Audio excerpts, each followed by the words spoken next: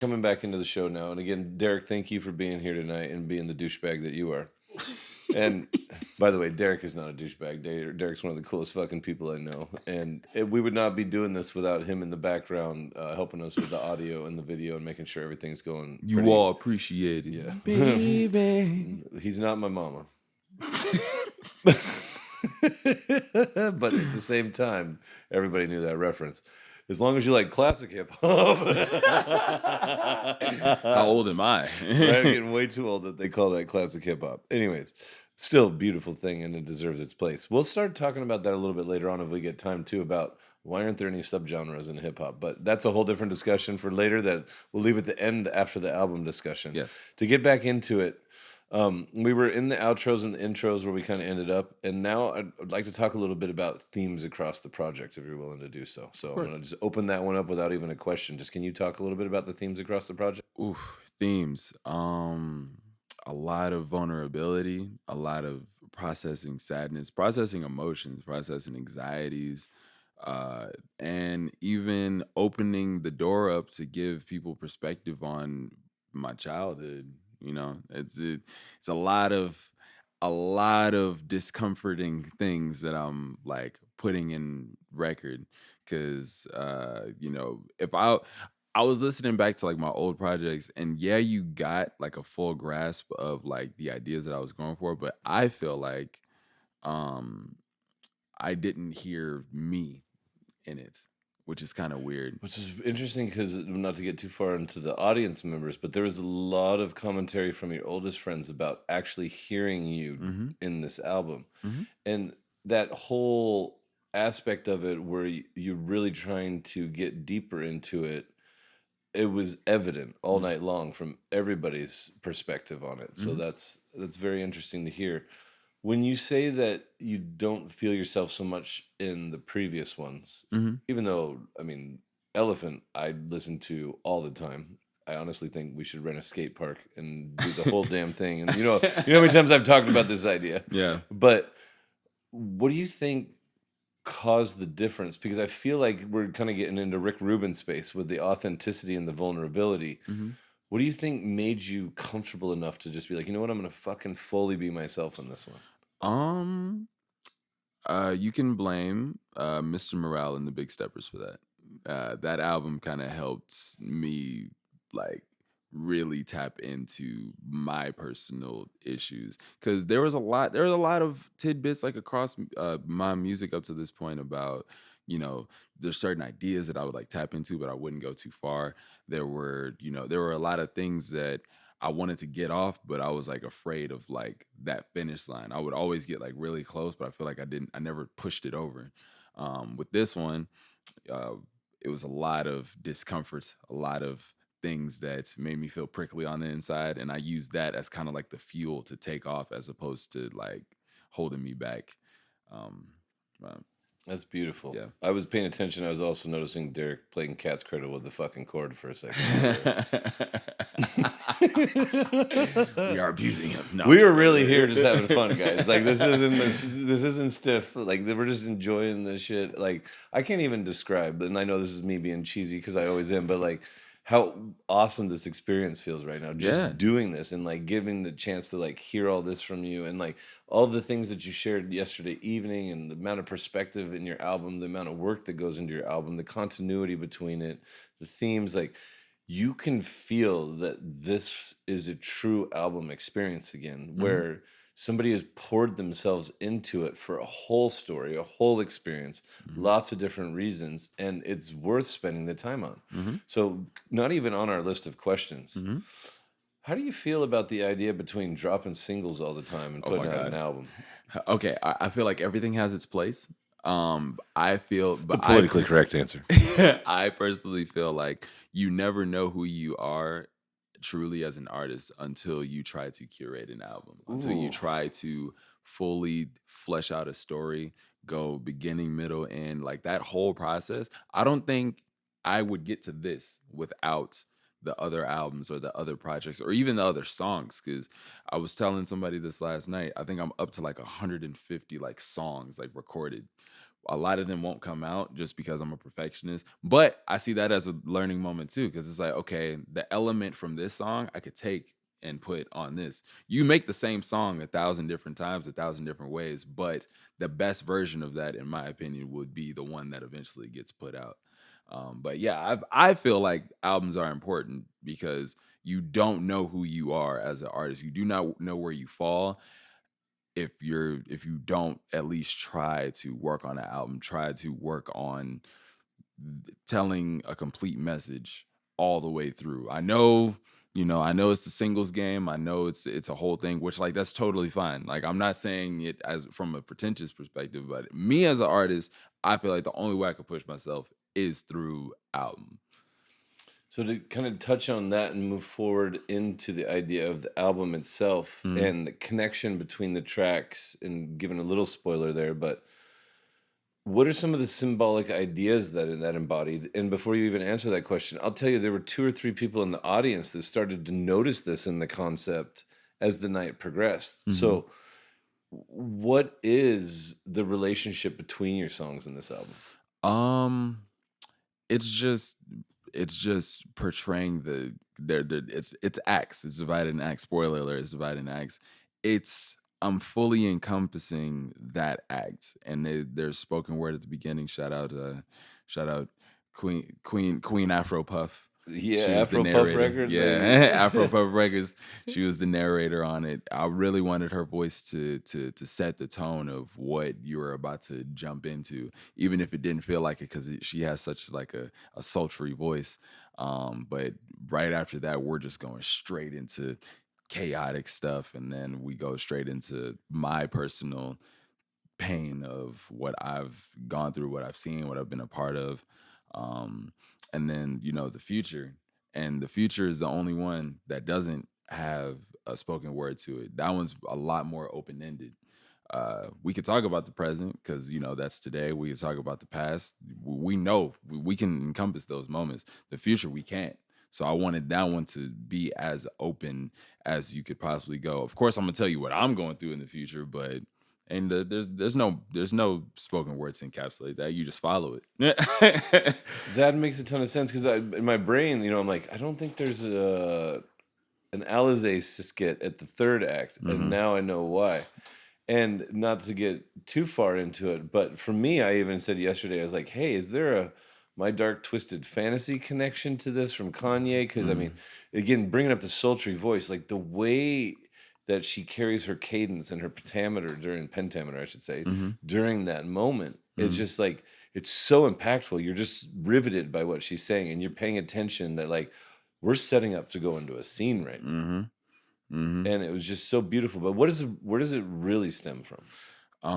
The spoken word so I got the idea. I'm stealing. I got the idea from the Yeezus tour. I used to watch... If I can't go to a concert, I'm watching it on YouTube. Somebody filmed it, or somebody dropped like the full footage. And he divided it up. I think his is up to like 4 acts, and he'll do, through all of the stage movement and all that stuff. There was a lady as well narrating each act, and it was a lot longer. But like his paragraphs were a lot longer than mine. But I just like that idea of just like a woman pulling up and just like giving you a precursor to each section, and then as that ends, and it had to be a woman. I feel like. I think the way she pulled it off for me was like a mixture of don't go in there, but aren't you curious to go in there, and you need to know what's in there. Like almost like a Pandora's box. Like you don't want to open it, but you need to open it to find out. And it just plays so well. Like it was so impressive what she brought to the table in that. Yeah, I agree. Moving into those divided acts. Okay. You touched a little bit on the why, because you expressed that it's your, kind of the experience of it, the whiling out, like what it makes you feel, the chaos.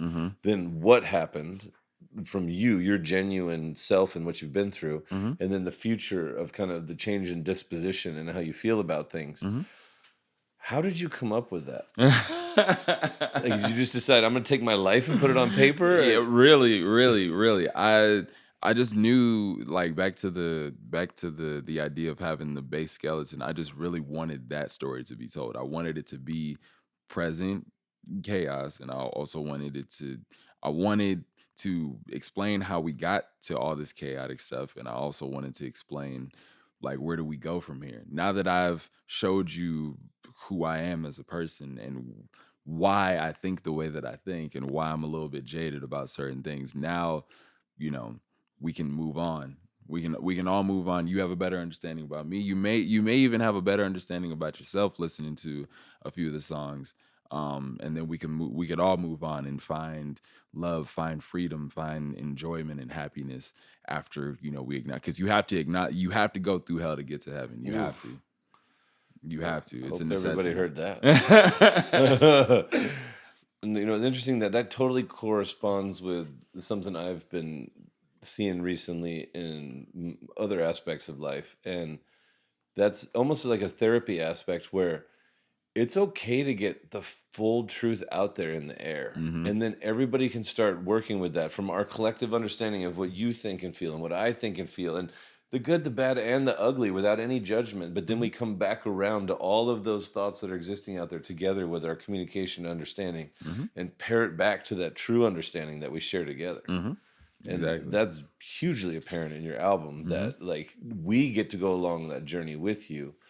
We get to understand what you've been through, and we get to go through quite a set of emotions just experiencing it ourselves. I mean, how many different pieces of art were created last night based on how people felt about those songs? It was a lot. They were having fun. Shout out WLFTOWN's Art College. Shout out WLFTOWN for drawing me as Black Jesus. He really did. We had the Illuminati there. We had all sorts of stuff going on. It took you everywhere. It took you to 1,000 different places at once. I think, speaking of people now, Okay. we're name dropping here a little bit, but we're not name dropping in the sense of who's famous, Fast and the Furious, all that kind of like these are just dope people in the Valley making music, and we're all connected in some way. Like, for example, Collide was there. We had Luniac, one of the best producers in town, and his wife Brenda, who's one of amazing singers for EDM. And then like together, their experience and their albums and their songs, you can feel them. You got Bobby Banks in the house. How do you say his name? Tullis? Tullis, yeah. Tullis. You're one of your long-standing friends. You've got WLFTOWN in the house. You've got this crazy Frequency Moves guy that hangs out in the background. Right? You've got all these different people together and under one roof experiencing this. And what I'm going to say there is, let's step away from who was in the room, but let's step into who was on the album. And back to song number 1 that we were talking about being your first creation, making it to track number 1. And by the way, when I first got a preview of it, we were playing pool over here, and I don't remember if you remember me running the fuck around the pool table with Stank. Yeah, you were stuck. Yeah. So who were some of the features, and specifically who was the feature on the first song? So the first song is WW. I could finally call him the homie. I could finally call him a friend of mine. Honored to do the same. Yeah. And it's funny too, because back then, I was just trying to like catch him, because we've grown into a friendship for the positive, but like at that time, I was just trying to like garner people's vocal tones.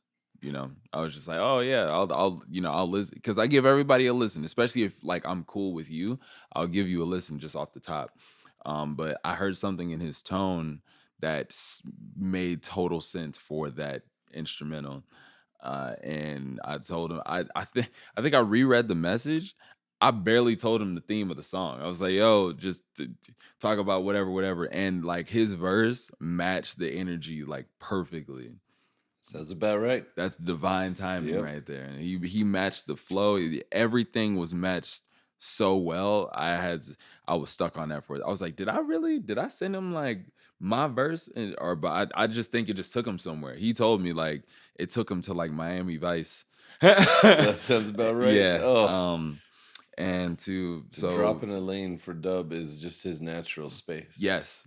And I wanted to give everybody an ISO on the album. I wanted everybody to have their moment. I didn't want to step on anybody, because I think all of the people that are on the album are really dope, and I feel like they either haven't gotten a fair shot or something. I feel like something is not translating, and it's not them. It's whoever's receiving. I don't know what it is. Have you listened to his EP? Who? W's? Of course. I think I bought that the day it came out. Yeah. Got it off his website. And Twilight, love that song. Twilight so much. Mm-hmm. And I've done 2 songs with W myself. Mm-hmm. And what I feel about his presence is he's probably one of the least judgmental and most aware of being in your energy people I've ever met. Mm-hmm. And he's there for it. He's there for support for you. And as a community leader, I don't know if the man gets enough credit for being on the front end of this wave of starting this new trend in the Valley. And I don't mean to use the word trend. I think this is much more than a trend. It's authenticity. Mm-hmm. And back at the Giving Tree open mics, all of us coming out now and then, Kid Friendly being there supporting, like just Bobby Banks being there, all the different people. I mean, even back in the day, Snap Deep was over there too. Mm-hmm. Like everybody was hanging out together because of what Dub, Rena, and Classic, let's put Rena and Classic in that equation too, we're putting together, while at the same time up north over here, and this is not to connect myself to them, but doing the same kind of idea over at Meraki. Mm-hmm. And he just naturally comes in there one day, and him and I sit down and freaking talk for an hour and a half the first time we ever meet. And it just hasn't stopped since then. Yeah. So it's such a beautiful thing to see that you started your album with such a foundational person as the feature at the end of that song. Yeah, and he really added his own like colors to it, but they all made sense. It just made so much sense. But really that's him. did. He'll go into your world. It's nothing like, oh, well, I could only do it like that. He's like, yo, whatever you need, I'm at your service. And I respect that. I respect that. For sure. Yeah. The next one is your friend, long-term friend, Tullis. Yes. Can you give us a little bit of backstory, the truth of the backstory you gave last night? Yeah. About Rose Gold. Gold, excuse me. So Rose Gold came about. I really just wanted to like get my shit off. And I invited him on the record because I've never heard him on that type of song before. I don't know if like you guys should check him out. Tullis, Tullis. He makes a lot of. He's very experimental, but his bag is not the bag that I asked him to be on. So, yeah, he was racking his brain. Can you go a little deeper into how much fun you had with that? Oh my gosh, I was having a blast. He was like, "Bro, I don't know if I can catch it." I'm like, "No, you will. You will. This is no question. I want you on this one." Because he was feeling doubtful about his path like musically, and I'm like, okay, if you're going to retire, I'm going to be the only person to say I got you on this type of song on your way out. He is not retiring. So like, I'm like, all right, cool. But at least I have that now. Right. And you got him in that space. Yes. Who was it? Somebody said that in that song, they actually rap his lyrics all the time. Was that Alize? That was Alize, yeah. Yeah. Even though he was worried about the quality that was going to come out of that. He was worried about the verse. He was racking his brain. It took him a while to write it. He was like stressed. He was sending me texts like, yo, am I doing it right? Or do? I'm like, bro, this verse is hard. And it shows. Everybody likes that verse. And I gave him the ice, so I cut the beat out. I let him have it. I threw the lob like D-Wade to LeBron. And he dunked it. Even if still to this day, he's still like, did I do it right? I'm like, the song is out. We ain't got no choice. It's too late now. It's one of the singles. Yeah, it's one of the singles. It's got a bar across some lady's body part. That's how you know when they're out. Yep. I had to cover that up. The next feature, how do you pronounce that name? Kell Cahaya. Kell Cahaya. That was which song? That was Baby Mama era, Outside. Okay. Yeah. Which happens to be that's a personal favorite for this guy over here right now. Favorites. Man, is that the ending where that person's featured? Yes. Okay. Yeah. He's that the second verse, when I went back and actually listened to it deeper, is one of the deepest fucking verses I've ever heard in my entire life. Mm-hmm. Like on the drive home after your party last night, it even sunk in. I'm like, oh, he just saying everything. Everything in one verse. That was an amazing track. I can't wait for the world to just experience that. What else is special about that track? Where's that track placed in the album? So that one is placed in Act 2. It is right after Carolina Summer. So that one's a very important track to me because I don't think I've ever written a song. I think that's like my favorite. That's my hardest pen song because it took a lot of energy to like really paint that picture. It took a lot to really to just like not be afraid to paint it like as vividly as I possibly remember because I have the worst memory in the world of like childhood stuff. But for whatever reason, I gave myself like a moment to like meditate and I just like wrote it out and it just flowed out. It just kept going. And I think that's one of the more important songs on the album just because that was literally a day in the life of me as a kid. That was a day in the life of my mom as an adult raising kids as a single mom. And Kell, I caught him in a very weird energy. Not weird as in bad, but he really just needed to get something off of his chest. Yeah, I definitely needed to hear it. Yeah, and that's a conversation with him. I envy so much the fact that all of his songs sound like it sound like a therapy session, just you and him. Mm-hmm. So I needed that energy like on that song specifically. Like I needed his presence right there just to make me feel valid in the moment and to make anybody who's ever gone through any of these things in that song like feel like, okay, I'm not the only person going through this. Somebody else, and we put it on wax, and it rhymed, and it all came together. You know, even within that song, by the time we were done listening to it, I don't think I was the only person in the room saying it was one of their favorite songs, if not their favorite song on the album. And not to take away or promote too many of the songs too heavily, yeah. But the depth of the message in that song, and as cliche and cheesy as it's going to sound on my end, is I've been in education for 15 plus years now. Mm-hmm. Yeah, the 90s kids are fucking go through it. And we've been separated too damn long. And it's a lot to feel. And like your ability to almost release the pain, trauma, guilt, any frustration with that in that song is just so rewarding in the sense of knowing that like, hey, y'all gonna make it through this. Like it was the time, it is what it is, but that doesn't define you and where you're going. And I think even though it's in the middle act and it's talking about your now, it has so much foreshadowing to where you're going to take the third act as well. Yeah. So that's definitely why it was one of my favorite songs. Let's get into your next feature. Okay. Roysha, is that? Roysha Arielle, yes. I love her voice. And once again, I'm plugging everybody. Roysha, Roysha space Arielle. Roysha Arielle. She's a mutual friend. I met her through Queen Afro Puff, Alize. And I just really like she had just dropped the album. And cause I was still listening to beats, I was still sifting through.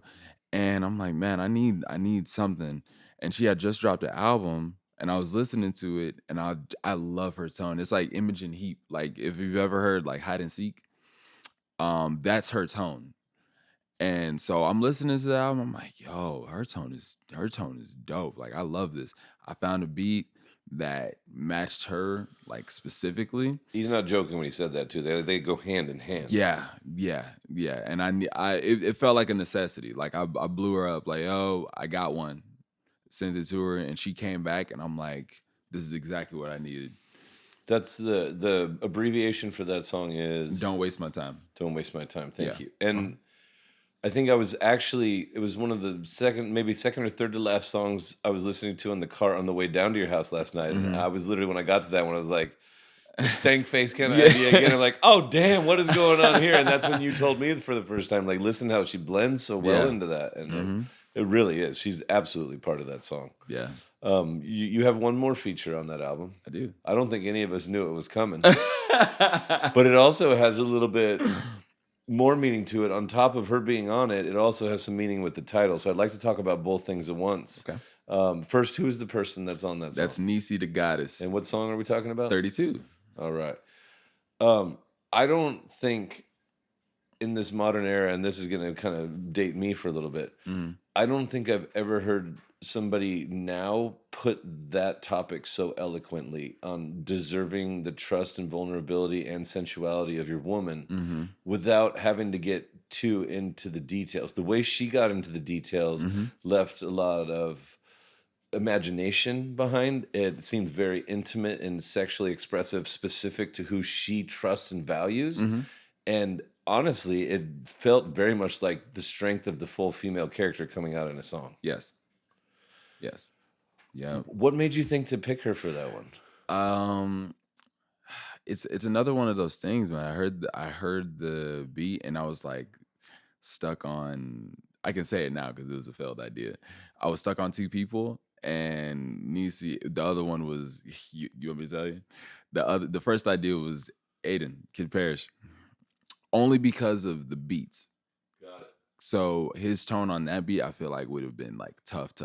But I decided to lean more towards the woman perspective because that whole act, I wanted it to be call and answer, as opposed to because I didn't offered so much of like the male perspective and like my perspective and like life, but I wanted that third act to it's either me processing love and happiness or both of us, which is what I consider call and answer. So I'm going through all this anxieties, which is real life. You find somebody.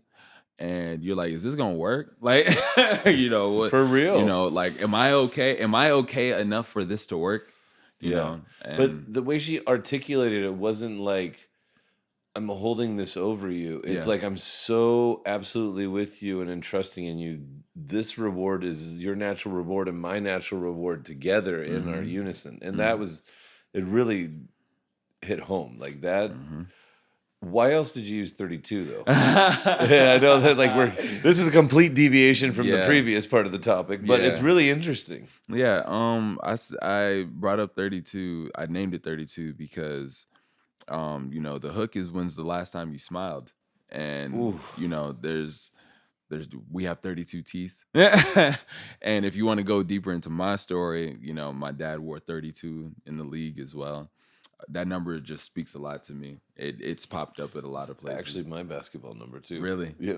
See, that's crazy. That number it has a lot of. It has a lot of value. Yeah. But yeah, I wanted that to match. So if we're talking about smiling and we're talking about finding happiness, I use a name like 32, and then it's 32 beats.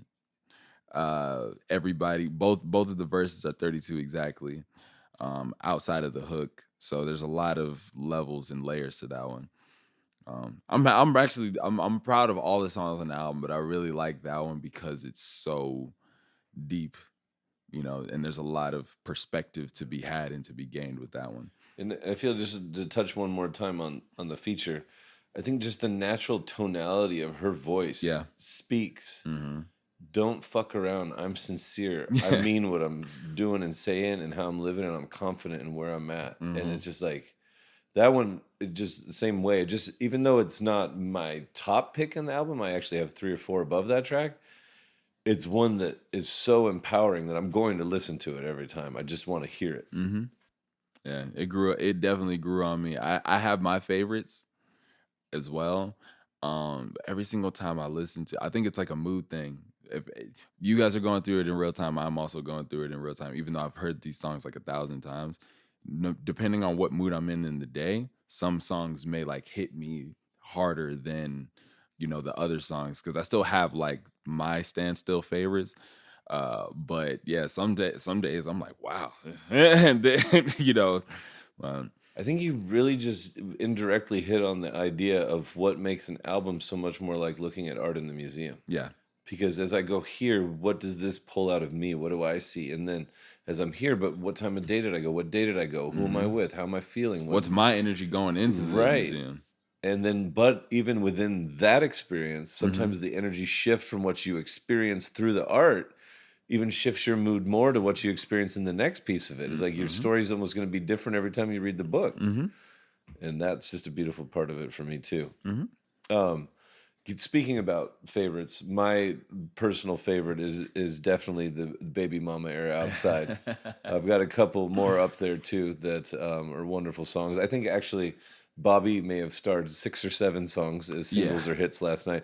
Most of us decided you have at least 4 to 6 hits on that album. You know, that's not that the whole thing's not worth listening to. Every single song is worth listening to. I'd love to listen to it from bottom to top. But there's literally like, I don't know if that's the number one. I don't know if that's the number one. I don't know if that's number one. But for me, I think even yesterday when I texted you, like that was pretty definitively my number one right now. Yeah. And what you said to me back was this was a journey in astral travel. And when we were text messaging, because you're busy through the day, I'm busy in the day, and you know I'm still working and trying to.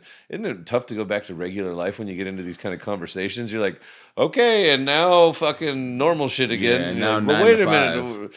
But what did you really mean by that astral travel? Because you explained it so much more in depth at the end of the experience last night. Yeah, I feel like I had to in order to find the piece that I was looking for. I didn't, you know, I can be called all types of names in the book when it comes to like Twitter therapists, but I just understand the answers that I'm looking for. I can't get them from the person. I would just have to like find them myself. So it involved a lot of like taking perspective, taking me out of it, but taking perspective and understanding other people's energy and other people's way and their all of it. I had to understand them, but I had to be outside of myself in order to understand them. So that's where the traveling came from. Like really finding the deepest, darkest corners of like self and just like going elsewhere. And really putting myself in people's position. Like, okay, because for the longest time I had so much like anger and frustration because I just wanted people like I just wanted people to like understand me more. And maybe the issue wasn't the fact that people weren't understanding me, I wasn't understanding them. Whew. So that's where all of the traveling came from. And I was exhausted for like a cool month because it was a lot of flying around. It wasn't fun. So when anybody in life ever deals with the symbolism of putting yourself in somebody else's shoes, whatever that was right there, cut it, paste it, put it in classrooms, because that's the truth of it. Like you literally have to in yourself say, you know what? It's time for me to look at it from a different point of view outside of the one I feel, experience, or have myself. And I feel like that's a part of self-reflection and compassion for others mixed together that people often want to deny so they don't have to go that far into the work. But again, getting into that kind of conversation, that's our hippie stuff for another time. But hippie conversations. My second favorite song on there, I think, is Doom. Doomed. And the reason Doomed is my second favorite song is because, truth be told, I've been listening to this album for a long time now. My very first in-home show was with you, and I had the honor of using the first hour of the guest being here to play that whole album in a prototypical experience for what just happened last night and getting their feedback. And one of the things that rang true that whole night was this particular track. But what's so different about this track than some of the other tracks on the album? It's a hard left. It's a rock song. It's I don't know. I can't like specifically give like a specific genre to it, but it's more rock influence than, you know, all the other ones. It's the only rock song on the project, and that's what makes it so different. I had a rock phase when I was a preteen. Yeah, definitely. I mean, you even brought the Kurt Cobain to my track. I feel like last night they were giving you kind of the Raz with the Creed part of it, but I feel like it's a little bit darker. There's a little bit of a System of a Down type effect in there too. I'm not saying Smashing Pumpkins in the sense of the sound, but maybe the depth of the intellect behind the lyricism in the song, even though it's coming out rock. And I noticed you have a Kiss t-shirt on, but obviously that's not the 80s, 90s rock. We're going a little further back. But did you also enjoy them as a band, or is that more of like a modern now pop culture thing? I think this is a pop culture thing. We all know the hits. Oh, yeah. Yeah, we all know the hits. I haven't given 80s rock a deep dive yet. I should put that on my list. I give everything like a deep dive. It's just my energy has to be right for it. But I'm pretty sure outside of no, I did a country deep dive. I done did a deep dive of every genre of music. I would like to see you on your AC/DC vibe at some point in time. Just Wyntr's just full on wailing like. And that was in the song too. That was in the song. If you listen very closely, like towards that second hook, I'm like wailing. That's where Alize kind of chimes in. She's like, Yeah. all of these, the She's highs, like, the yo, lows, the everything background, all the backgrounds that's is him all too. him. Yeah. And that's kind of a segue from anything that's on this list, but that's one of the things I brought up last night too. And in my experience with you, working with you as an artist, working with you as a person, your ability to group your arrangement in your mind and view the layers of your track. You've got your main, you've got your dub, you've got your harmony, you've got your low end, and you can get 3, 4, 5, 6 layers depending on how you want to look at it. And that, in theory, I mean, they're just there. They're already. What brought you to that point? I honestly think it's just like the people that I was around. Like they were perfectionists. I shout out the friends that were there. They were perfectionists, and so I'm like, okay, what I grasped from He's those talking moments, about WLFTOWN and Tullis. They were both. They both laid a foundation, even if they didn't mean to for me. They laid a foundation like, okay, if I'm gonna do this, I need to care about every single aspect. And as much as the perfectionism can always kind of bring a negative connotation, I think in this sense, it's that connotation where best friends are giving you shit to constantly better yourself, and they mean it because they're there with you and they see where you're going, which is going to lead into a part that's not on here as well. But so one of your songs, I kind of in the background went over and whispered in G's ear, hey, he sounds like he's literally on par with Blackbear right now. To which he said back to me, this is a full circle moment for me and Tullis, because what have you guys always kind of represented yourselves at early on in the career? Man, we were just really, really creative. And it's funny, it's a full circle moment for WLFTOWN because we called him Blackbear because at that time, he was making that type of sound of music. And he's got so many different bags in his catalog, which makes sense. Yeah. So he was we won't get into the other part of it, but he was the Blackbear at the time. Yeah. And then now it's you. Now it's me. And anybody that hasn't listened to Blackbear, he's got a wide variety of alt rock and mixed with R&B kind of sound, Sad mixed boy with vibes. Fuck You, mixed with That's Just Because You Hurt My Feelings. Right? Am I wrong though? No, you're not wrong. Jaden's the same way. But that's the reason why. Here's an interesting piece that doesn't really necessarily have anything to do with this, but listening to Blackbear during the biggest separation of my lifetime from my female counterpart wasn't to hate. It was to express all those emotions of hate, anger, and frustration that I was feeling that weren't necessarily going to last or stay real, but just like, fuck, this is really how I feel right now. And like that depth of that tonality, bringing it back around to you is like, your singing voice has been completely empowered in this last year. Like I've been around you for a minute now, and it's not as long of a minute as any of these other guys have, but like you're picking up on all your semitones all the time. Where did that come from? I just wanted to push myself. I wanted to give the best foot forward. Queen Afro Puff Alize, she said with the last release, the only thing that she said was you need to sing more. Like you need to sing more. I can validate that statement. Yeah. I've been around when she said that. Yeah, she's like, you need to try, like get it together. But like I've heard you sing, you need to like do it. Like do not be afraid.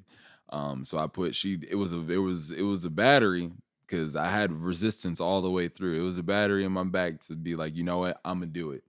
Because up to this point, all of these things, I used all the discomforts to run through the brick wall as opposed to like letting it be afraid. So if I fail, I fail, but I tried. I genuinely tried to push myself in every single creative medium with this album. I did all the registers, I did all the vocals, I did all the layers, I did all of it. And I can walk away from this being like, I gave my best foot forward, like on this, because I know that I did. I could walk away being like, no stone left unturned, all that, confidently. It's interesting that you said you walked through all of that, because that's literally where I was going to break away from our organization and talk about that next, because you said it in a different way last night. You said that everything that made you feel weird is what you embraced and put into this. Mm-hmm. Not to get into any of deep friendships and how we can give each other crap, but Right. what originally happened when you first tried singing vocals? Oh, And how I shouldn't say 360. People always say 360. That's just right back the fuck around to where you were. 180 is the flip, right? Yeah. So what's 180 like? What was that first experience like, and what did it actually do to you? So I was trying to hit a note I had no business hitting. I sounded like a cat. A cat that got ran over an alleyway. I'd be on the floor too. Yeah. So I'm recording in the booth, and the booth, it was in a closet. It was in a closet, and shout out J Fish. Yeah, shout out Jay. And I'm locked in. I'm like, oh yeah, confidence on 1,000.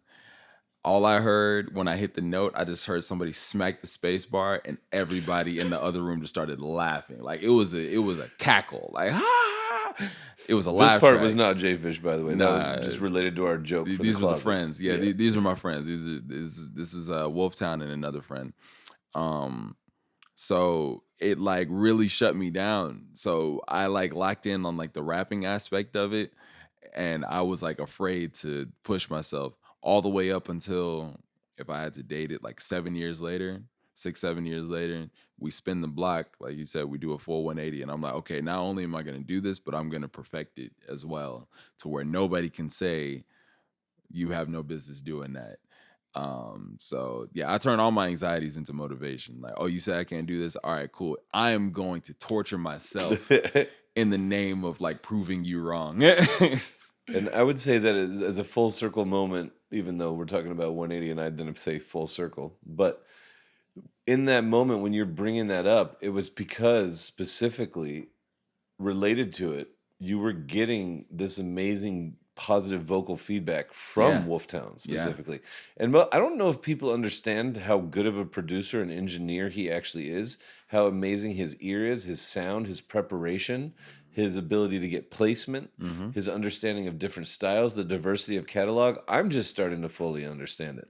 But y'all been around each other since the get-go. So like, imagine back when you're just hanging out and spending the night at your friend's house and you're like, oh, fuck, look what you just did. To all the way to him giving you the highest compliment, saying, damn, those vocals are exactly where they need to be. I hear you in these songs. And one of the other audience members was saying that too. Like, I hear you. And, you know, going into governments, like, they hear you in that song. Wyntrrs is the artist, but they were hearing you. And I'm not going to keep pointing at him and saying you, because Darrick's cutting me off with this cutoff thing. Where he's not really doing that, but he looked at me funny. Uncle Sam. Darrick's still here, everybody. He's been that badass that he's in the background just keeping an eye on the audio for us. Just chilling. Not the video, but, you know, I can't. I'm not fucking paying anybody, so can't complain that much. How's the picture looking? Yeah, it keeps slipping. It keeps slipping. We haven't figured out how to keep the picture on the couch fully yet, but at least we tried to get the glare away. Hey, I hope you guys are enjoying this. This will be the part where I do just a quick plug. This is, again, the first episode of Frequency Moves. I don't even know my own name. We're going to try that again. Moves. Frequency Moves. Hello. This is the first episode of Frequency Moves Communication, which is just that. We're just here having a conversation. I don't know if it's going to be a podcast. I don't know if it's going to be a blog. I don't even know if it's going to happen again. But I know it's great, and it's been a really authentic experience. And I use that word too much now, but all the hippies try to take all my words all the time anyways to just sell you shit. Yeah. Oh, I just got canceled. But at the same time, I'm not taking away from the spiritual energy or the spirituality or the realness of just being here present together and holding space, right? Yeah. All of that is very valuable to me. But it doesn't necessarily come with that Instagram tail chase or the need to always polish the turd and flash it up. Like, we're just having a fucking good time, and whatever comes out of this, you know, sorry about making fun of all sorts of shit and whatever I do, but why not stop being authentically you and authentically me so people can at least get a gauge of where we're really coming from? And that's what I appreciate, to bring it all the way back. That's what ADHD does, people, is to bring it back to this now. It's your authenticity and your vulnerability. Your vulnerability is an even better word. Your vulnerability comes through in this album. And I think that's more, as I age, I start to understand what Rick Rubin means is, as you create truly for yourself, to grow through your weaknesses, your fears, that's what we want. That's what I am so thankful to listen to, because I could hear the energy involved in the album itself. So just to reiterate, how did those 3 acts fully play out? Like, what is the style and mood of Act 1 versus Act 2 versus Act 3? So Act 1 is present chaos, and that's exactly what it is. It's encapsulating every single chaotic moment that I felt in more recent time, whether it was argument, it was anxieties, it was pain. It was pain, but it's like chaotic pain. Like you're just going through this hellhole. I kind of compare it to like the boat scene in Willy Wonka and the Chocolate Factory.